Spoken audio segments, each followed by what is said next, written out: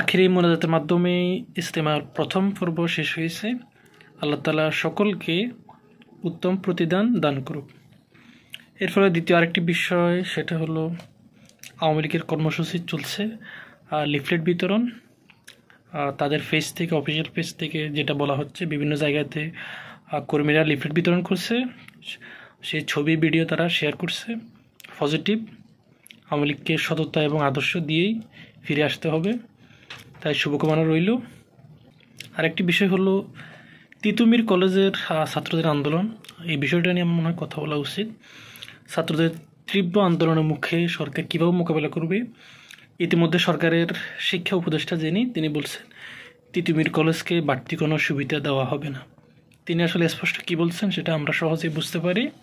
অর্থাৎ তাদের যে একটা দাবি বিশ্ববিদ্যালয় করার জন্য, সেটা সরকার দিবে না। এখানে বহু বিষয় আছে। আপনি কোনো একটা কলেজকে বিশ্ববিদ্যালয় পর্যায়ে সম্মাননার অনুমতি দেওয়া, সেটা কোনো একটা কলেজকে দিলে অন্যান্য কলেজগুলো সে দাবি নিয়ে হয়তো বা মাঠে নামতে পারে। সে ভয়ে মনে হয় শিক্ষা উপদেষ্টা এই কথা বলেছেন। বাট আমার মনে হয় যদি কোনো কলেজ সত্যি বিশ্ববিদ্যালয় হওয়ার দাবিদার হয়ে থাকে, সত্যি সেই পরিমাণ শিক্ষার প্রতি অবদান যদি তাদের থাকে, আমার মনে হয় সেটা দেওয়া উচিত। যুক্তির দাবি, দেশের স্টুডেন্ট বাড়ছে, শিক্ষার্থী বেড়েছে দেশের, সুতরাং আপনি একটা বিশ্ববিদ্যালয় করলে যে আহামরি কোনো সমস্যা হবে আমার ঠিক তা না। ছাত্রদের আমি অনেকদিন দেখছি তারা অনশন করছে, কিছু খাওয়া দাওয়া না করে শুধু পানি খেয়ে আছে অনেকেই। তা আমার মনে হয় তাদের প্রতি একটু পজিটিভ দেখা উচিত আমার মনে হয়।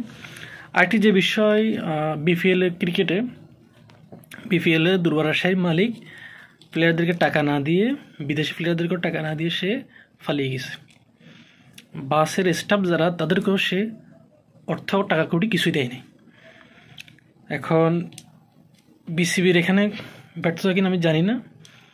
সে মালিক পক্ষ যদি ব্যর্থ হয় সত্যিকারে, বিপিএলের অনেক বড় ক্ষতি হবে।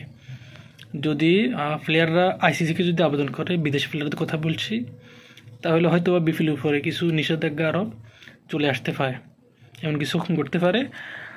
কোনো একজন পার্সন যদি বিপিএল দলের যোগ্যতা যদি না থাকে, তাহলে তাকে দল দিবে কেন? এটা বড় প্রশ্ন। আসেন, তীব্র নিন্দা জানাই। আমি চাই অতি শীঘ্রই বিসিবির পক্ষ থেকে হোক, প্লেয়ারদেরকে অর্থ টাকা কড়ি যা পায় তাদের অন্তত 50% যেন বুঝিয়ে দেওয়া হয়, ক্ষতিপূরণ হিসেবে তাদেরকে দেওয়া উচিত বলে আমি মনে করি। এই ছিল আমার কাছে বেশ কিছু দেখার অবস্থার ঘটনা।